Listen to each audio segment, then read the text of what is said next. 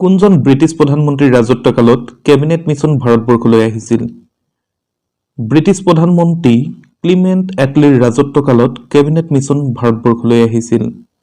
কোন চনত cabinet mission ভাৰতবৰ্ষলৈ আহিছিল? 1946 চনত কেবিনেট মিছন ভাৰতবৰ্ষলৈ আহিছিল। কেবিনেট মিছনৰ মুঠ সদস্য কিমান আছিল? Lord Patrick Lawrence, sir Stafford Cripps আৰু এ.ভি. আলেকজেণ্ডাৰক লৈ মুঠ 3জন সদস্যৰে কেবিনেট মিছন গঠিত হৈছিল। কেবিনেট মিছনৰ প্ৰস্তাৱ মৰ্মে সংবিধান সভা গঠনৰ বাবে মুঠ কিমান সদস্য ধাৰ্য কৰা হৈছিল? কেবিনেট মিছনৰ প্ৰস্তাৱ মৰ্মে সংবিধান সভা গঠনৰ বাবে প্ৰদেশবোৰৰ পৰা 296 জন আৰু দেশীয় ৰাজ্যবোৰৰ পৰা 93 জন মুঠ 389 জন সদস্য ধাৰ্য কৰা হৈছিল। কোন চনত সংবিধান সভা গঠন হৈছিল? 1946 চনত ভাৰতবৰ্ষত ভাৰতীয় সংবিধান সভা গঠন হৈছিল। সংবিধান সভাৰ প্ৰথম অধিৱেশন কেতিয়া অনুষ্ঠিত হয়? 1946 চনৰ 9 ডিচেম্বৰৰ পৰা 23 ডিচেম্বৰলৈকে নতুন দিল্লীত সংবিধান সভাৰ প্ৰথম অধিৱেশন অনুষ্ঠিত হৈছিল। সংবিধান সভাৰ প্ৰথম অধিৱেশনত কিমানজন সদস্যই যোগদান কৰে বা উপস্থিত থাকে? সংবিধান সভাৰ প্ৰথম অধিৱেশনত মুঠ 207 জন সদস্যই যোগদান কৰে বা 207 জন সদস্য উপস্থিত থাকে। সংবিধান সভাৰ প্ৰথম অধিৱেশনৰ প্ৰথম বক্তা কোন আছিল? সংবিধান সভাৰ প্ৰথম অধিৱেশনৰ প্ৰথম বক্তাগৰাকী আছিল আচাৰ্য জে.বি. কৃপালিনী। সংবিধান সভাৰ প্ৰথম অধিৱেশনৰ অস্থায়ী সভাপতি কোন আছিল? সংবিধান সভাৰ প্ৰথম অধিৱেশনৰ অস্থায়ী সভাপতি আছিল ডক্টৰ সচিদানন্দ সিনহা। ডক্টৰ সচিদানন্দ সিনহাক সংবিধান সভাৰ প্ৰথম অধিৱেশনৰ অস্থায়ী সভাপতিৰ আসন গ্ৰহণ কৰিবলৈ কোনে অনুৰোধ কৰিছিল? ডক্টৰ সচিদানন্দ সিনহাক সংবিধান সভাৰ প্ৰথম অধিৱেশনৰ অস্থায়ী সভাপতিৰ আসন গ্ৰহণ কৰিবলৈ অনুৰোধ জনাইছিল জে.বি. কৃপালিনীয়ে।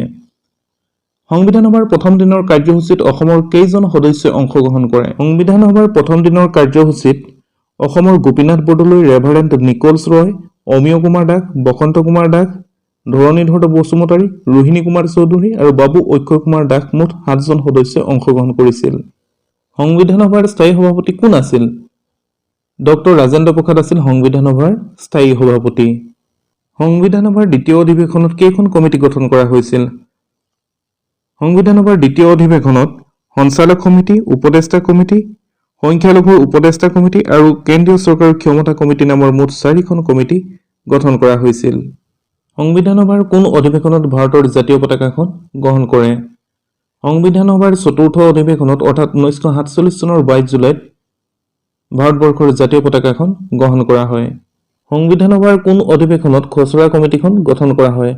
সংবিধান সভাৰ পঞ্চম অধিৱেশনত 1947 চনৰ 29 আগষ্টত সংবিধানৰ খচৰা কমিটিখন গঠন কৰা হয়।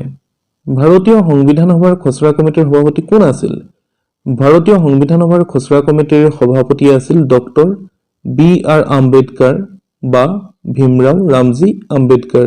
ভাৰতীয় সংবিধান সভাৰ খচৰা কমিটিৰ সাংবিধানিক উপদেষ্টা কোন আছিল?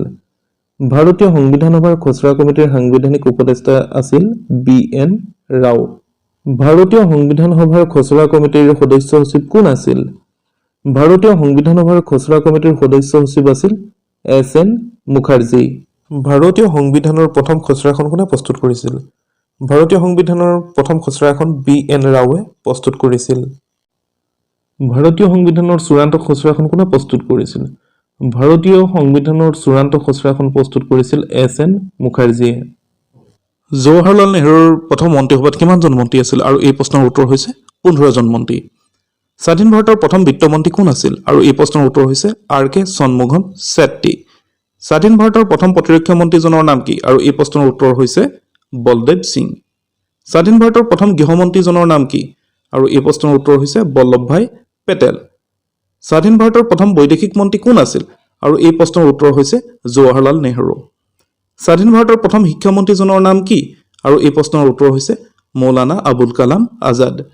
স্বাধীন ভাৰতৰ প্ৰথম আইনমন্ত্ৰী কোন আছিল আৰু এই প্ৰশ্নৰ উত্তৰ হৈছে ডক্টৰ বি.আৰ. আম্বেদকাৰ। স্বাধীন ভাৰতৰ প্ৰথম তথ্য আৰু সম্প্ৰচাৰ মন্ত্ৰী কোন আছিল আৰু এই প্ৰশ্নৰ উত্তৰ বল্লভভাই পেটেল। স্বাধীন ভাৰতৰ প্ৰথম বাণিজ্য মন্ত্ৰী কোন আছিল আৰু এই প্ৰশ্নৰ উত্তৰ হৈছে কুঁৱৰজী হুৰমুজি ভাভা। স্বাধীন ভাৰতৰ প্ৰথম খনি মন্ত্ৰী কোন আছিল আৰু এই প্ৰশ্নৰ উত্তৰ হৈছে নাৰহৰ বিষ্ণু গেডগিল। স্বাধীন ভাৰতৰ প্ৰথম সাহাৰ্য আৰু পুনৰ সংস্থাপন মন্ত্ৰী কোন আছিল আৰু এই প্ৰশ্নৰ উত্তৰ হৈছে কে.চি. নেওগী।